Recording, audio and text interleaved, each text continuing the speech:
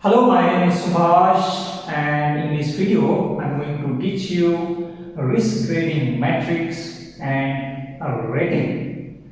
This risk grading matrix is used to calculate the risk, and based on that one, you can determine the level of the risk. So, this video will be useful to the students, academicians, and anyone who is interested in learning more about biorisk management.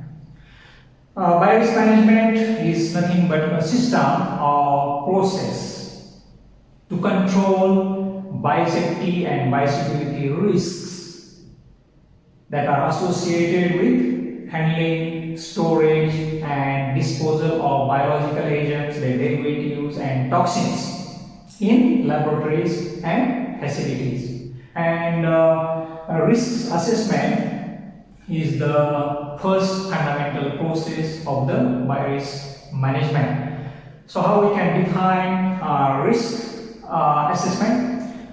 Risk assessment can be defined as a procedure that analyzes a particular process or situation in order to determine the likelihood and consequences of a certain adverse event and will be unique to the laboratory or each laboratory. So this risk is nothing but the product of the likelihood and consequences. So keep in mind the risk is equal to L into C. So once you do the risk assessment for the biosafety or biosecurity, then you will have the score or the risk score, and once you have the risk score, by using the rating guidelines, you can determine your risk is very low or low, or it's moderate, or it's high, or it's very high. So how that one can be determined, that one I will show you with the help of the risk grading matrix and rating guidelines. Okay? Okay, so you can see on the screen, so you can see this one is risk grading matrix.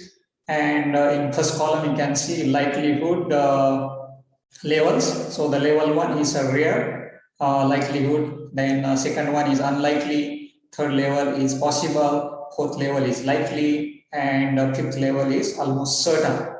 So similarly, the levels of the consequences are divided into 5 levels. So the consequences level 1 is insignificant. So that one is level 1. Then second level, you can see that one is a minor one. And level 3 is the moderate one. And consequences level 4 is major. And the fifth level is the catastrophic, means death is certain. So this one, these are the levels of the consequences, and these are the levels of the likelihood. So as I mentioned before, so the risk is nothing but the product of the likelihood and consequences. So here you can see there are a number of different numbers inside. So you can see all these numbers, these are the products of the likelihood and consequences. So for example, this is 20. So how this 20 came? So the level of the consequences is 4, and here the level of the likelihood is 5. So that's why 5 into 4. So the product is 20. So how this 25 came? So here you can see the consequences level is very high. So this one is a level 5, and this one is likelihood almost certain. So 5 into 5 means likelihood into consequences. So 5 into 5, 25. So like this one, all these numbers are stated here in the table, so you can understand. So this one serves as a risk grading matrix to make a judgment about or to decide about your risk level. So there are different colors in the table. So you can see this one at the bottom. You can see this one is different color. So this one represents the very low risk, the low risk, and this yellow you can see light yellow. So this one is showing the different level. I will show you what does it mean. And there is another dark yellow or orange color. So these numbers show different level of the risk level, and red. So this one shows very high risk. Okay, and this dark orange, this one shows major risk or high risk, and this yellow shows moderate risk. So if you see the international guidelines or what is accepted by the global community, so when you are calculating the risk is nothing but the product of the likelihood and consequences. So if the total score of that calculation is within 1 to 4, so that one is considered as a risk is very low or low. And action wise, there is no need to take any action, or no action is required, because if the score is between 1 to 4, so this risk level is considered acceptable. Then if the risk rating score is between 5 to 9, the risk is considered moderate. And in order to minimize the risk, the level of the risk needs to be reduced or minimized, and you have to take some action which is reasonably practical. Then if the risk rating score is 10 to 15, that means that risk rating means the overall risk is high, and you should take action. Taking action should be your priority to minimize the risk or to bring down the level of the risk. Because if it's high risk, definitely something can go wrong, and definitely there will be some consequences. So that risk level needs to be mitigated, and for that purpose, action should be taken as soon as possible. Then if the risk rating is 16 to 25, what does it mean? So this means the risk is very high, or in other words, risk is completely unacceptable, because the consequences will be catastrophic, or in simple language, death is certain.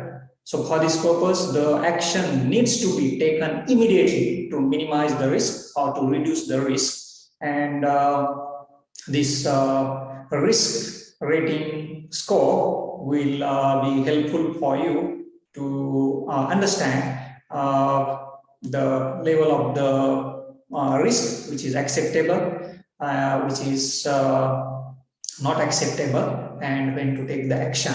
So to convince you, I'm going to take one example.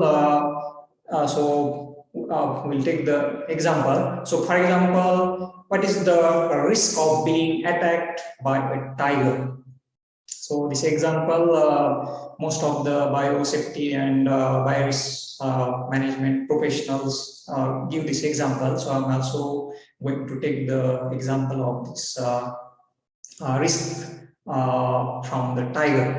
So question is, what is the risk of being attacked by a tiger? So how you can judge the risk is very low or low or moderate or very high or high. So this formula you have to keep in mind.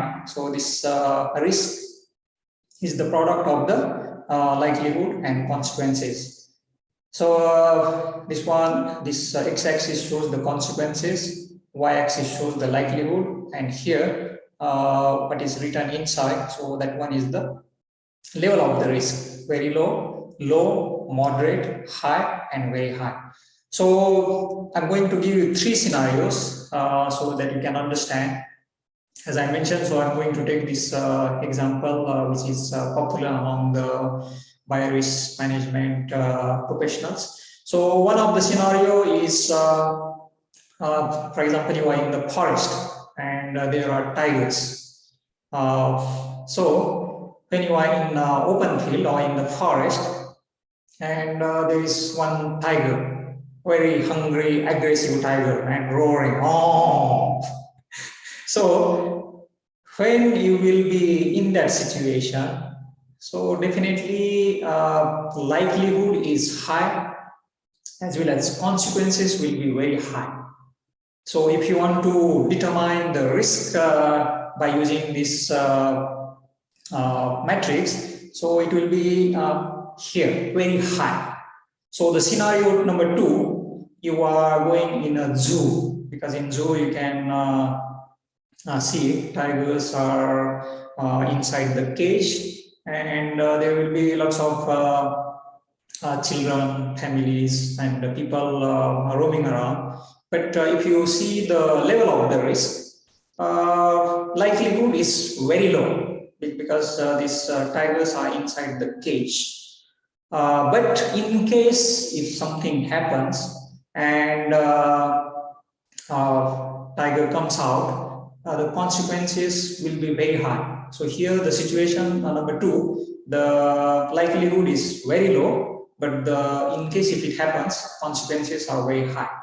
So if you calculate, it will be somewhere here, means the likelihood is very low, but consequences will be very high. And in third scenario, you are playing with a tiger cub, which is very playful. So like a cat, maybe holding your hand with the teeth and gently just biting. So, but here you are playing with the cub, which is playful. So likelihood is high, but the consequences are low, because it's not a wild tiger like a first scenario. So the consequences will be low, but the likelihood is high. So in that case, if you are calculating, so it should be something like this one, the outcome of your risk assessment. Okay, so I hope you have understood the risk assessment with the help of this tiger example. So like this, you should be able to do the risk assessment for the biosafety as well as biosecurity. As I mentioned at the beginning, so the risk assessment should be done separately for the biosafety risks, and risk assessment should be done separately for the biosecurity risks, those which you have in your laboratory or the facility.